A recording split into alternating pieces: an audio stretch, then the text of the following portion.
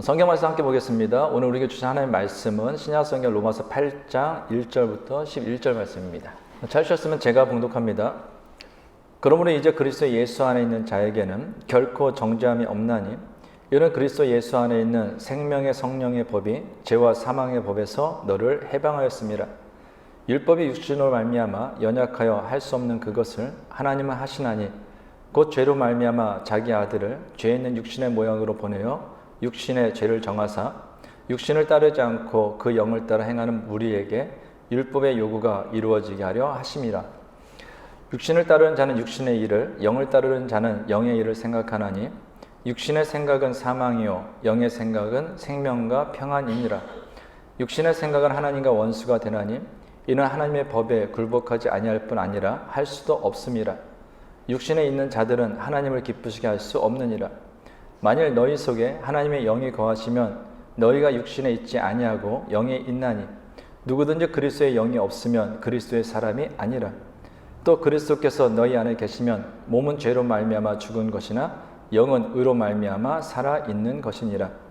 예수를 죽은 자 가운데서 살리신 이의 영이 너희 안에 거하시면 그리스도 예수를 죽은 자 가운데서 살리신 이가 너희 안에 거하시는 그의 영으로 말미암아 너희 죽을 몸도 살리시리라. 아멘. 오늘은 결코 정죄함이 없나니 라는 제목으로 하나님 말씀 대언하겠습니다. 많은 사람들이 로마서를 성경 중에 성경, 복음서의 핵심 바울의 복음서라고 부릅니다. 또한 독일의 경고파 슈페너는 만일 성경을 반지로 비유한다면 로마서는 그 반지의 보석이며 로마서 8장은 그 보석에서 가장 반짝이는 부분이다 라고 했습니다. 또한 어떤 신학자는 성경 한 권을 몽땅 잊어버릴지라도 로마서 8장만 잘 기억하면 그리스도인을 살아가는 데 무리가 없다고 말할 정도로 그 중요성을 강조했습니다. 물론 아시는 것처럼 성경에 있는 모든 말씀은 하나님의 진리입니다. 그래서 어느 말씀이 더 좋은 말씀이고 어느 말씀이 덜 좋다라는 식으로 말할 수는 없습니다. 그럼에도 불구하고 로마서 8장을 놓고 이처럼 극찬하는 것은 그것이 대단히 은혜로운 말씀이며 복음에 대하여서 그리고 예수 그리스도를 믿고 구원받은 그리스도인이 누리는 승리와 영광에 대해서 너무나 잘 표현하고 있기 때문입니다. 신앙생활을 하면서 그리스도인들이 내면에 종종 겪게 되는 것이 정죄감입니다. 때로는 이런 생각들이 들죠. 과연 내가 이런 모습으로 천국에 갈 수 있을까? 과연 이런 부끄러운 내 모습으로 구원받을 수 있을까라는 정죄감에 시달리는 그리스도인들이 의외로 많습니다. 이런 정죄감이 위험한 이유는 무엇이냐면 이것이 우리의 구원 문제와 직결되어 있기 때문입니다. 정죄감으로 괴로울 때 우리의 귀를 쏠깃하게 하는 말이 있습니다. 이런 모습으로 지금 너의 모습으로 구원받을 수 없으니 더 많은 선행과 공로를 쌓아야 한다라는 주장입니다. 하지만 이것은 은혜의 구원을 행위의 구원으로 뒤바꾸려는 매우 위험한 시도입니다. 사실 오늘날 많은 이단이 믿음으로 구원받은 구원을 정죄감을 흔들고 그 자리에 행위와 공로를 집어넣습니다. 어떤 사람은 난데없이 유대인의 안식일을 들이대면서 안식일을 지키고 율법을 지켜야 구원받을 수 있다라고 이야기합니다. 또 어떤 사람들은 요한계시록의 14만 4천의 무리 가운데 들어가기 위해서 지금보다 더 열심히 선행과 거룩함의 공로를 쌓아야 한다라고 위협하기도 합니다. 지금 모습으로는 구원받을 수 없다라는 협박으로 우리의 구원을 뒤흔드는 것입니다. 그러므로 이런 공갈 협박에 흔들리지 않으려면 그리스도인에게는 정죄와 구원의 문제에 대한 분명한 확신이 있어야 됩니다. 이 구원의 문제에 대한 분명한 확신이 있지 않으면 늘 언제나 사람은 사탄의 속삭임이나 사탄의 위협이나 아니면 이단의 위협 아니면 자기 스스로에 있는 그 정죄감에서 벗어나지 못하고 찬양을 해도 기도를 해도 말씀을 들어도 신앙생활을 해도 늘 언제나 혹 내가 구원받지 못하면 어떨까? 혹 주님께서 지금 오시는데 내가 그 구원에서 떨어져 있으면 어떨까? 라는 그 불안함 속에서 시달릴 수밖에 없다라는 것입니다. 그래서 사도 바울은 로마서 8장을 시작하면서 이렇게 선언합니다. 오늘 보면 1절입니다. 그러므로 이제 그리스도 예수 안에 있는 자에게는 결코 정죄함이 없나니. 여기서 정죄를 뜻하는 헬라어 카타크리마는 법정에서 피고에게 유죄 선고를 내릴 때 사용하던 법정 용어입니다. 즉 형벌, 심판이란 뜻이에요. 그러면서 여기서 정죄는 율법의 요구를 완수하지 못했을 때 의로우신 재판장이신 하나님으로부터 받을 최종적인 유죄 선고, 즉 최후의 심판을 이야기합니다. 근데 사도 바울은 방금 읽은 1절에서 무엇이라고 선언했습니까? 이제 그리스도 예수 안에 있는 자에게는 결코 정죄함이 없다라는 것입니다. 무슨 말입니까? 그리스도 예수 안에 있는 사람은 어떤 일이 있어도 하나님 앞에서 죄인으로 고소당하지 않는다라는 것입니다. 그리스도 예수 안에 있는 사람은 결코 하나님의 심판, 즉 미래에 있을 최후의 심판을 당하지 않는다라는 것입니다. 특히 사도 바울은 지금 이 구절에서 무엇을 강조하고 있습니까? 이제예요. 지금 그리스도 예수 안에 있는 자에게는 결코 정죄함이 없다라는 것입니다. 무엇을 얘기하는 거예요? 과거에 그가 어떻게 살았든지 관계없이, 그가 얼마나 선행과 공로를 많이 행했는지 적게 했는지 관계없이, 그가 지금 이제 그리스도 예수 안에 있으면 그는 장차 있을 최후의 심판을 받지 않는다라는 것입니다. 무엇을 얘기하는 것입니까? 죄책감에 빠지지 말라라는 거예요. 과거의 삶이 어땠든지 간에 네 마음속에 너를 정죄하는 사탄의 어떤 음성이 들리든지 관계없이 죄책감에 빠져서는 안 된다라는 것입니다. 죄책감에 빠져서 그리스도인으로서 앞으로 나아가지 못하고 과거에 얽매여 있어서는 안 된다라는 것입니다. 앞에서 말씀드린 것처럼 신앙생활하면서도 여전히 우린 육에 얽매여서 하나님을 기쁘시게 못하고 잘못을 범하는 내 모습에 의해서 죄책감을 느낄 때가 있습니까? 과연 내가 이러고서도 구원받은 사람일까? 과연 내가 이러고서도 하나님 앞에서 최후의 심판을 받지 않을 수 있을까? 과연 내가 이러고서도 정말 하나님을 아버지라 부르는 그 하나님의 사람이 맞나? 라는 죄책감에 빠질 때가 있다라는 것입니다. 로마서 7장을 통해서도 살펴보았던 것처럼 사도 바울조차 뭐라고 탄식합니까? 오라 나는 공고한 사람이라는 거예요. 정말로 나는 하나님의 말씀이 더 좋은데 그 말씀대로 살고 싶은데 내 육신의 본능은 내 본능을 따르고 살고 싶다라는 거예요. 그래서 오라 나는 곤고한 사람이로다. 그것도 사도 바울이 갓 신앙생활을 처음 시작할 때가 아니라 신앙의 정점에 이르렀을 때 그와 같이 고백했다라는 것입니다. 근데 그 뒤에 이어지는 말씀이 무엇입니까? 오늘 본문이죠. 이제 그리스도 예수 안에 있는 자에게는 결코 정죄함이 없다라는 것입니다. 내 안에 어떤 죄로 인한 내 잘못된 인생으로 인해서 탄식과 고민과 갈등이 있다 할지라도 이제 지금 내가 그리스도 예수 안에 있으면 나에게는 결코 어떤 정죄도 있지 않다라는 것입니다. 나에게는 결코 어떤 미래에 하나님께 생각하시는 그 최후의 심판도 없다라는 것입니다. 이것을 믿어야 돼요. 우리의 구원은 미래에 이루어질 사건이 아닙니다.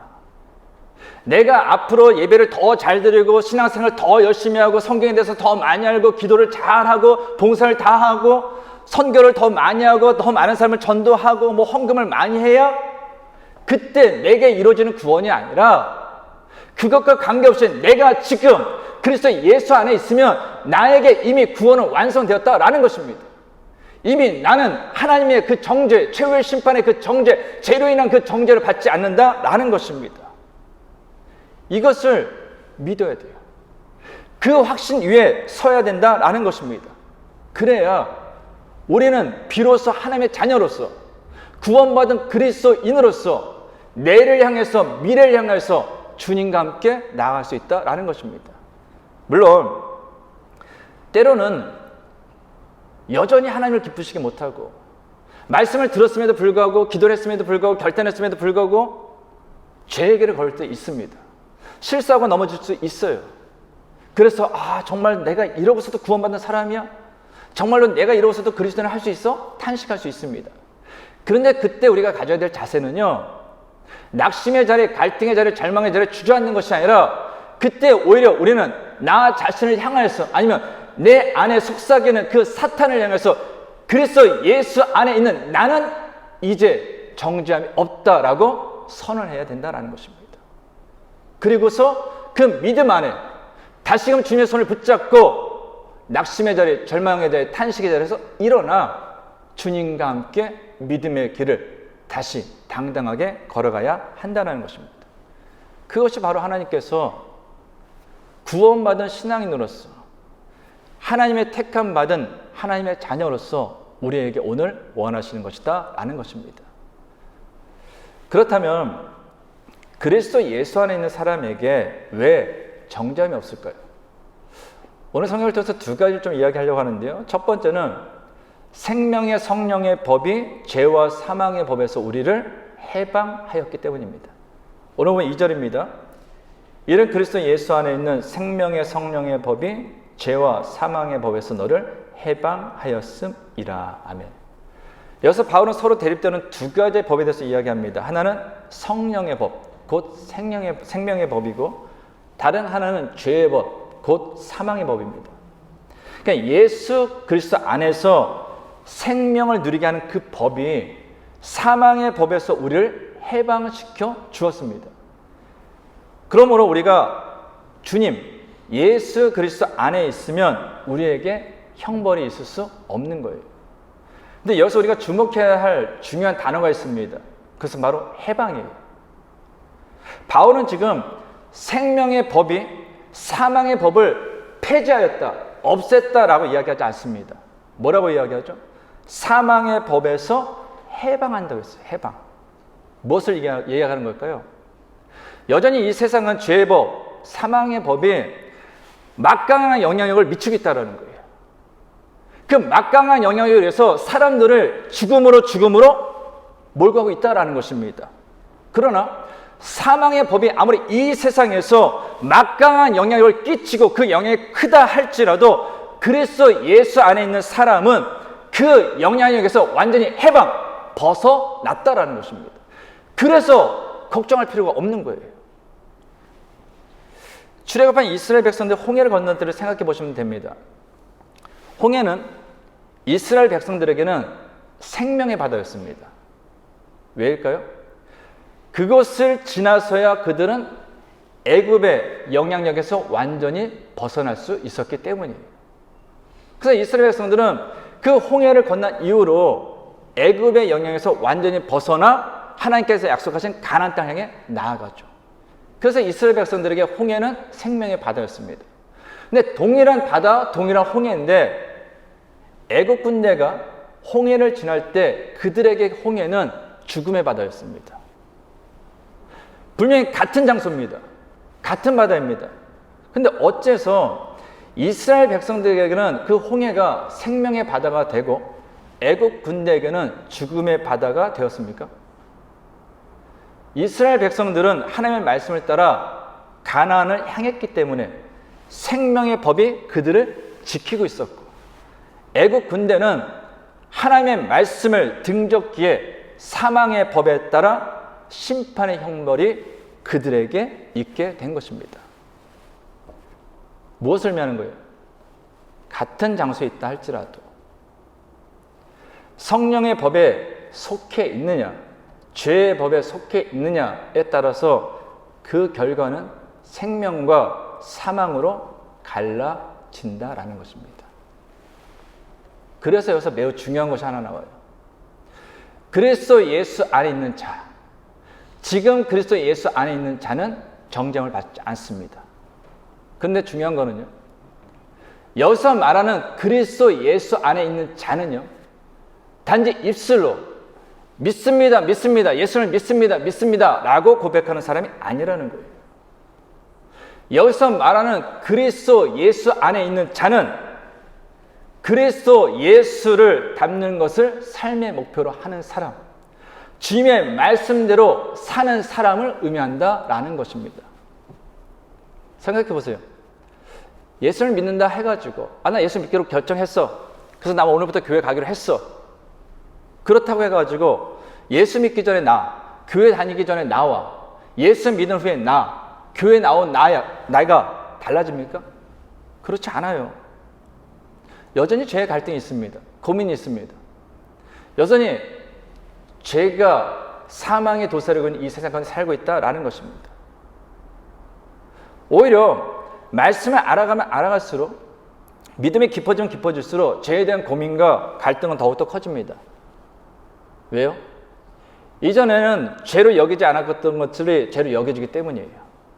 이전에는 온통 깜깜한 어둠 속에 나도 거기서 그냥 같이 살았는데, 말씀을 듣고 주님께서 더욱더 가까이 가니 믿음이 깊어지니 밝아지는 거예요. 환해지는 거예요. 하얘지는 거예요. 그러니까 이전에 죄로 보이지 않았던 것이 죄로 보이니 더욱더 갈등이 커진다라는 거예요. 그래서 사도 바울이 오라 공고한 사람이다 라고 고백한 것입니다. 근데 중요한 것이 있죠. 어느 시인의 고백처럼요, 흔들리지 않고 피는 꽃은 없습니다. 비에 젖지 않고 피는 꽃은 없어요.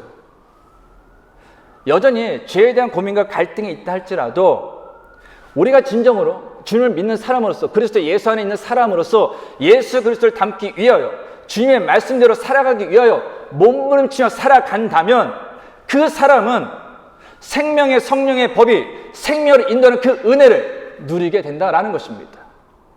성령님께서 생명을 부어주시고 바른 길 나아가시도록 바로 잡아주시는 그 은혜를 경험하게 된다라는 것입니다. 비록 지금은 초등학생 정도의 수준의 믿음을 가지고 있다 할지라도 점점 더 중학생 수준, 고등학생 수준, 대학생 수준으로 그 신앙이 점점 발전의 감을 경험하게 된다라는 것입니다. 그래서요, 우린 입술로만 믿습니다 라고 고백하는 종교인이 되어서는 안 된다라는 거예요. 정말로 그리스도 예수 안에 있는 사람, 정말로 하나님을 아버지라 부르는 사람, 하나님께서 내 사랑하는 아들이요 내 사랑하는 딸이라 칭하는 그 사람은 인생 가운데서 어떤 갈등이 따라서 고민이 있다 할지라도 주님을 닮아가는 것을 내 삶의 목표로 삼고 살아가야 한다는 것입니다. 주의 말씀이 내 마음속에 와 닿았을 때 그것이 내게 때로는 부담이 되고 걸림돌이 된다 할지라도 그 말씀에 순종하여 살려고 최선을 다해야 한다라는 것입니다. 그래서 그는 죄와 사망의 법에서 해방되어 정죄함이 없는 그 생명을 누리게 된다라는 것입니다. 두 번째로, 그리스도 안에 있는 사람에게 정죄함이 없는 이유는요, 예수 그리스도께서 우리를 대신해서 십자가에서 율법의 모든 저주를 당하셨기 때문입니다. 오늘 3절 상반절입니다. 율법의 육신으로 말미암아 연약하여 할 수 없는 그것을 하나님은 하시나니. 율법은 하나님이 주신 거예요. 율법을 거만한 거 아니다. 유대주의자들이, 율법주의자들이 율법 얘기하는 거 율법 좀 나쁜 것이다, 잘못된 것이다 라고 착각하는 경우가 있는데요. 율법은 하나님이 주신 거예요. 하나님께서 친히 2번이나 기록해서 주신 것이다 라는 거예요. 하나님이 주신 거면 헛된 것이 없습니다. 하나님이 주신 거면 악한 것이 없죠. 그러면 율법은 하나님께서 주신 것이기 때문에 선한 것이고 거룩한 것이에요. 왜 주셨습니까? 너희들이 나를 믿고 너희들의 하나님을 섬기고 너희들이 내 백성이 되었다니, 그러므로 너희가 내 백성이 되었으면, 내 자녀가 되었으면 이 정도는 지키면서 살아야 거룩한 하나님을 섬기는 백성이 거룩한 자녀다라고 이야기할 수 있다라는 거예요. 그래서 이 말씀을 지키고 이 법을 지켜서 너희들 거룩하게 살라라는 거예요. 근데 어때요? 예수를 믿기 전에 우리의 육신이 너무나 연약해요. 너무나 부패해요. 하나님을 생각하기보다는 세상을 생각합니다. 그러니까 율법을 지키려고 해도 지킬 수가 없어요. 노력해서 하나를 지키면 우습게도 2개를 범합니다. 2개를 지키면 10개를 범하는 것이 우리의 연약함이라는 거예요. 인간의 본성이다라는 거예요. 그래서 하나님께서 보셨을 때, 이 인간들 도무지 가망이 없구나. 저 율법을 지킴으로 저들이 거룩해진다는 건 이건 가능성이 없구나. 그래서 하나님께서 다른 방도를 우리에게 주셨습니다. 오늘 보면 3절 하반절입니다. 곧 죄로 말미암아 자기 아들을 죄 있는 육신의 모양으로 보내어 육신의 죄를 정하사. 아멘. 하나님께서 우리의 죄를 사하시러 예수 그리스도를 이 땅에 보내시고 그를 화목제물로 삼아 십자가에서 죽게 하셨습니다. 무슨 얘기예요? 우리가 받아야 될 그 율법의 모든 저주를 예수님께서 십자가에 달려 당신의 몸으로 친히 다 받으셨다라는 것입니다. 이것을 근거로 해서 성령님께서 우리를 죄와 사망의 권세에서 해방시킬 수 있는 거예요. 베드로전서 2장 24절입니다. 친히 나무에 달려 그 몸으로 우리 죄를 담당하셨으니 이는 우리로 죄에 대하여 죽고 의에 대하여 살게 하려 하심이라. 그가 채찍에 마르듬으로 너희는 나음을 얻었나니. 아멘. 우리는 예수 그리스도의 죽음으로 인해서 하나님의 심판에 의한 정죄를 당하지 않고 영원한 생명을 얻었습니다. 성도님들이 이것을 정말 믿는다면 이 은혜가 얼마나 값진 은혜고 이 은혜가 얼마나 큰지 알면요, 이걸 믿으셔야 돼요. 나는 이미 하나님으로부터 가장 큰 복을 받은 사람이라는 거예요. 우리가 예수를 믿으면서 하나님을 아버지라 부르면서 나는 천국을 소유했다 하면서 나는 영생을 얻었다 하면서도 왜 우리가 한숨을 짓습니까? 왜 하나님께 더 복 주십시오, 복 주십시오, 복 주십시오 이야기합니까? 세상의 복을 얻기를 원해서 그래요. 세상의 가치로는 돈을 많이 버는 거, 높은 자리에 오르는 거, 명예를 얻는 거, 뛰어난 건강을 얻는 거, 그것을 복이라 생각하죠. 그래서 예수를 믿음에도 불구하고 복 받았다라는 것을 돈을 벌고 높은 자리에 오르고 사업이 잘 되고 건강하고 이것만 생각하는 거예요. 그러니 구원받았다라고 생각하고 영생을 소유했다 생각하면서도 돈이 적으면 나는 복받지 않은 사람, 건강하지 않으면 난 복받지 않은 사람, 성공하지 않으면 난 복받지 않은 사람, 이라는 자책감에 빠진다라는 것입니다. 그러나 그렇지 않아요. 물론 세상 살면서 돈 중요하죠. 사업이 잘 되는 것 중요하죠. 내 아이가 공부 잘하면 좋죠. 결혼도 잘하면 좋죠. 결혼했는데 애도 원하는 대로 아들 낳고 딸 낳으면 좋죠. 한국에 있을 때 저 보면 권사님들 늘 그 얘기했어요. 목사님 아들 하나 더 낳으셔야 되는데, 더 낳으셔야 되는데. 모르죠. 지금도 최 목사님 아들 하나 더 낳게 해주십시오라고 기도하는 분이 있을지.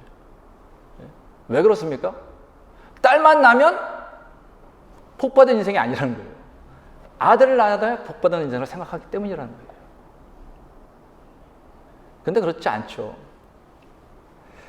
우리가 이 세상에서요, 누리는 뭐 더 행복한 삶을 위해서 뭐 돈이 있어야 된다, 성공해야 된다, 뭐 직장을 잘 구해야 된다, 뭐 가정생활을 좋아야 된다. 좋죠.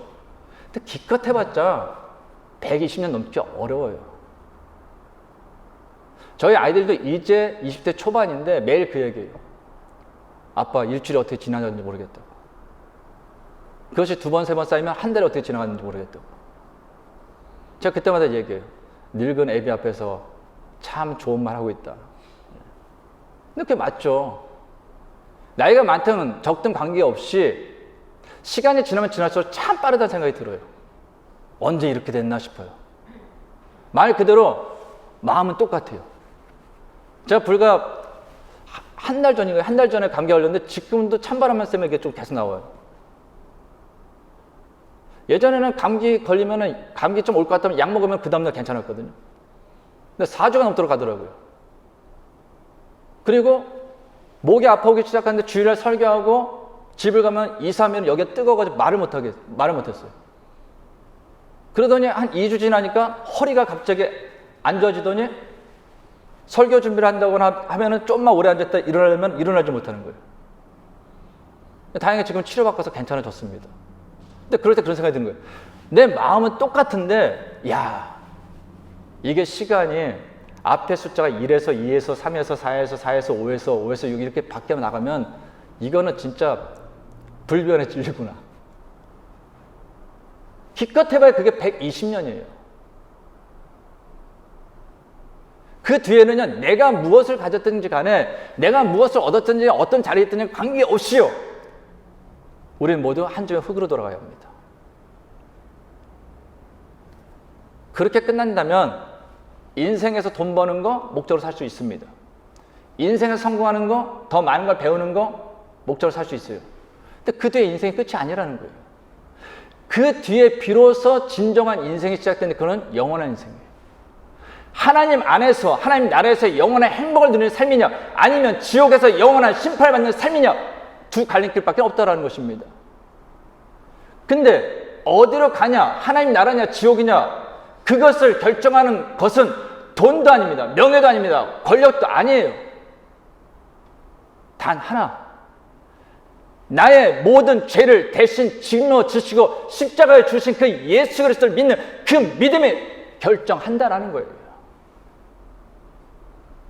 그러면 생각해 보세요. 내가 한 게 아니에요.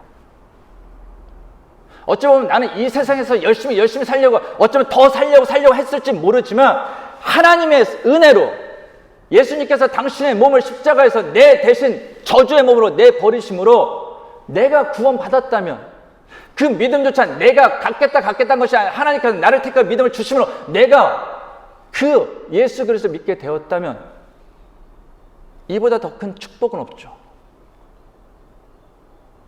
그래서 우리는 형편에 관계없이 기뻐할 수 있고요, 형편에 관계없이 감사할 수 있는 것입니다. 그러나 우리가 한 가지 잊지 말아야 할 것이 있습니다. 우리가 정말로요, 하나님의 은혜로 예수 그리스도의 죽음으로 정죄당하지 않고 영원한 생명을 얻은 사람이라면요, 우리는 다른 사람을 비판하거나 정죄해서는 안 된다라는 것입니다. 그리스도인들이 다른 사람을 비판하거나 정죄한다면요, 그것은 하나님의 사랑과 구원의 은혜를 깨닫지 못한 데서 오는 행동입니다. 그래서 예수님께서 하신 그 말씀을 마음에 새기시고 기억하세요. 마태복음 7장 1절부터 4절입니다. 비판을 받지 아니하라거든 비판하지 말라. 너희가 비판하는 그 비판으로 너희가 비판을 받을 것이요, 너희가 헤아리는 그 헤아림으로 너희가 헤아림을 받을 것이니라. 어찌하여 형제의 눈 속에 있는 티는 보고 내 눈 속에 있는 들보는 깨닫지 못하느냐. 보라, 내 눈 속에 들보가 있는데 어찌하여 형제에게 말하기를 나로 내 눈 속에 있는 티를 빼게 하라 하겠느냐. 아멘. 우리가 이 땅에서 했던 모든 말들이요, 눈짓, 행동, 그 모든 것은요, 하나님 앞에 섰을 때 반드시 해명해야 될 때가 옵니다. 물론 그것이 구원과는 관계없어요. 그런데 하나님 앞에 섰을 때 구원받은 하나님의 백성이라서 섰는데 내가 이 땅에서 했던 그 모든 말들과 그 모든 눈짓과 그 모든 행동과 그 모든 마음이 내 앞에 영화처럼 쫙 펼쳐지고 오디오에서 스피커에 나오는 그 음향처럼 내 귀에 다 들린다면 어떠시겠습니까? 그래서 우리들의 구원이 부끄러운 구원이 되지 않으려면요, 주님께서 나에게 베푸신 그 은혜를 기억한다면 우리 역시 다른 사람을 비판하거나 정죄하지 말고요, 다른 사람에 대해서 비판하거나 정죄할 것이 보인다면 그것은 하나님께서 내게 그 사람을 위해서 중보기도 하라고 주신 메시지다라 생각하고 오히려 그를 위해서 중보기도 해야 합니다. 만일 내가 중보기도 했는데 그 사람 받지 않는다, 걱정하지 마십시오. 그 사람에 대한 판단을 하나님께 맡기시면 돼요. 그러나 내가 그럼에도 불구하고 중보기도한 그 마음은 하나님께서 기뻐 받으시고 나에게 더욱더 합당한 은혜를 베푸십니다. 이것이 바로 심은 대로 거두는 거예요. 그러나 성도 여러분, 정죄함 받지 않고 크신 은혜를 받은 사람들로서 이 땅에 선하고 아름다운 것을 심을 수 있길 바랍니다. 지금까지 살펴본 것처럼 그리스도 예수 안에 있는 사람은 결코 정죄함이 없습니다. 왜냐고요? 생명의 성령의 법이 죄와 사망의 법에서 우리를 해방하였기 때문입니다. 예수 그리스도가 우리 대신 십자가에서 율법의 모든 저주를 받으셨기 때문이에요. 그런데 오늘 말씀을 마치기 전에 우리는 한 가지를 좀 더 기억해야 됩니다. 그렇다면 하나님께서 예수 그리스도로 하여금 우리의 죄를 대신하게 하시고 생명의 성령의 법이 죄와 사망의 법에서 우리를 해방하신 이유가 무엇인가 라는 것입니다. 단지 우리를 정죄하지 않고 심판하지 않고 구원하기 위함입니까? 만약 우리의 구원만을 목적으로 한다면 구원받은 후 우리가 여전히 지금도 이 세상에서 그리스도인으로서 살아가야 하는 이유가 무엇입니까?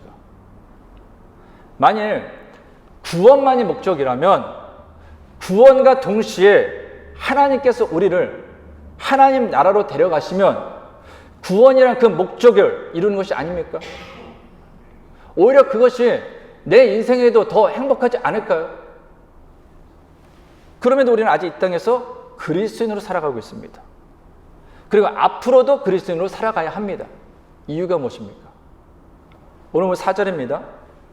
육신을 따르지 않고 그 영을 따라 행하는 우리에게 율법의 요구가 이루어지게 하려 하심이니라. 아멘. 여기서 바울은 예수님이 십자가에서 우리를 대신해서 죽으신 목적 가운데 하나를 이야기하는데 그것이 무엇입니까?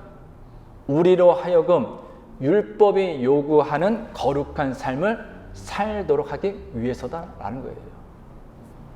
사실 우리가 예수님을 모를 때는 하나님께 순종하는 것이 불가능했죠. 왜요? 예수님을 알지 못할 때, 말씀을 듣지 않았을 때 우리는 늘 언제나 육신의 일에만 집중했기 때문입니다. 오늘 5절부터 8절입니다. 육신을 따르는 자는 육신의 일을, 영을 따르는 자는 영의 일을 생각하나니 육신의 생각은 사망이요 영의 생각은 생명과 평안이니라. 육신의 생각은 하나님과 원수가 되나니 이는 하나님의 법에 굴복하지 아니할 뿐 아니라 할 수도 없음이라. 육신에 있는 자들은 하나님을 기쁘시게 할 수 없느니라. 여기 보면 계속 육신 나옵니다. 근데 육신에 세 가지 의미가 있어요. 첫 번째는 인간의 몸, 즉 살을 이야기합니다. 두 번째는 인간의 생각과 가치관을 이야기해요. 세 번째는 인간의 타락한 본성을 이야기합니다. 그러므로 육신을 따르는 삶은 무엇입니까? 자기 자신을 쫓는 삶이에요. 자기 자신만을 위해서 살아가는 것이 바로 육신을 위해 살아가는 것이다 라는 거예요. 그렇다면 육신을 따르지 않는 삶은 무엇입니까? 자신을 쫓지 않는 삶이죠. 자기 자신을 위해서 살지 않는 삶이죠. 그래서 육신의 생각은 하나님과 원수가 될 수밖에 없어요. 이유가 무엇입니까? 하나님께 순종하지 않으니까 하나님과 원수가 될 수밖에 없는 것이죠. 그럼 아직 육신을 입고 사는 우리가 어떻게 그리스도 예수 안에서 율법이 요구하는 거룩한 삶을 살 수 있습니까? 4절에서 이야기하는 것처럼 성령님을 따름으로 가는 거예요. 오늘 보면 4절 다시 한번 읽습니다. 육신을 따르지 않고 그 영을 따라 행하는 우리에게 율법의 요구가 이루어지게 하려 하심이니라. 아멘. 우린 연약해요. 이렇게 말씀을 듣고 설교를 듣고 기도하고 성경 읽고 묵상해도 연약하기 때문에 너무나 자주 잊어버립니다. 그래서 하나님께서는 성령님을 통해서 끊임없이 우리에게 말씀하시고 권면하세요. 어떻게 해요? 때로는 친구를 통해서 이야기하십니다. 때로는 자녀를 통해서, 때로는 배우자를 통해서, 때로는 설교를 통해서, 때로는 책을 통해서, 때로는 음악을 통해서, 때로는 상황을 통해서, 때로는 자연을 통해서, 때로는 영화나 TV 드라마를 통해서 끊임없이 하나님께서 우리에게 말씀하신다라는 거예요. 그래서 깨어있는 사람이 누구냐? 하나님의 음성을 들으려고 하는 사람이 누구냐? 하나님 말씀해 주십시오. 말씀해 주셔서 내가 듣겠습니다. 얘야, 내가 오늘 말하노니 내일은 무엇을, 이렇게 하나님께서 얘기하시는 것이 아니라 일상의 삶 가운데서 만나는 여러 사람들과 상황 가운데서 성령님을 통해서 내게 하시는 그 말씀을 들으려고 해야 된다라는 것입니다. 그리고 그 안에서 깨달았으면 반드시 그 성령님의 인도하심을 따라 살려고 결단하고 살아가야 한다라는 것입니다. 이것을 하나로 요약해서 이야기하면 하나님이 기뻐하시는 삶을 살아가는 거예요. 우리는 늘 언제나 선택할 수 있습니다. 내가 하는 말과 내가 하는 행동, 이것을 통하여서 하나님을 기쁘시게 할 것인가, 기쁘게 하지 않을 것인가, 하나님을 기쁘게 할 것인가, 나를 기쁘게 할 것인가, 하나님을 유익하게 할 것인가, 나를 유익하게 할 것인가, 우리는 늘 선택할 수 있다는 것입니다. 하나님께서 우리를 구원하신 목적은요, 이 땅에 아직도 남겨두시고 그리스도를 살아가라 하신 이유는 그 여러 가지 상황과 인간관계 속에서 하시는 그 말씀을 들으시고 우리가 하나님을 기쁘게 하는 삶을 살아가라는 거예요. 믿지 않는 사람들 간혹가다 그 얘기하지 않습니까? 하나님 좀 보여달라고. 너희가 믿는 예수님 보여주면 내가 믿겠다고 얘기하지 않습니까? 그때 뭐라고 얘기하십니까? 나를 보라고. 내가 하는 말, 내가 살아가는 삶의 모습을 보라고. 내가 성령의 인도하심을 따라 하나님의 기쁨이 되는 삶을 살아가면, 하나님께서 기뻐하시는 말을 하며 살아가면 그 안에 하나님이 보이는 거 아닙니까? 제가 신앙생활 하면서 목사하면서 가장 기뻤던 건 그거예요. 전 밖에 나가면 목사라는 얘기 안 합니다. 굳이 묻지 않으면 얘기 안 해요. 그런데 간혹 가다 그럴 때가 있어요. 보니까 교회 다니시는 분 같다. 한국에 있을 때 전철을 타든 버스를 타든 아무것도 안 했는데 그때가 제일 행복했어요. 아, 내가 그래도 작은아마 그런 모습이 보이나 보다.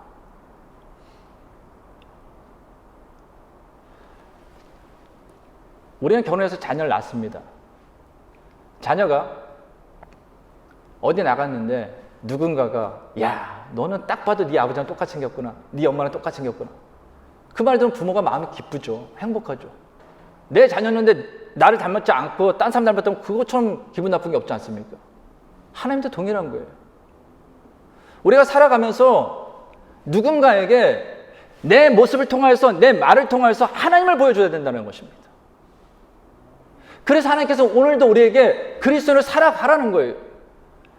아직 주님을 알지 못한 사람, 구원받지 못한 사람, 죄 가운데 있는 그 사람, 사망으로 향해서 달려가는 그 사람에게 네가 오늘 살아 역사하는 그 하나님을 보여주라는 것입니다. 그리고 네가 그 사람이 너를 통하여 하나님께로 나올 수 있는 통로가 되라는 것입니다. 그래서 저와 여러분이 오늘 이 땅에서, 죄악된 이 땅에서 살아갈 이유가 있는 거예요. 그 이유가 아니라면 우리가 굳이 얼마나 더 많은 것을 먹겠다고, 얼마나 더 좋은 것을 입겠다고, 얼마나 더 크고 위대한 것을 가지겠다고 이 땅에서 그렇게 탄식하며 한숨 쉬며 눈물 지으며 살아야 하는가라는 것입니다.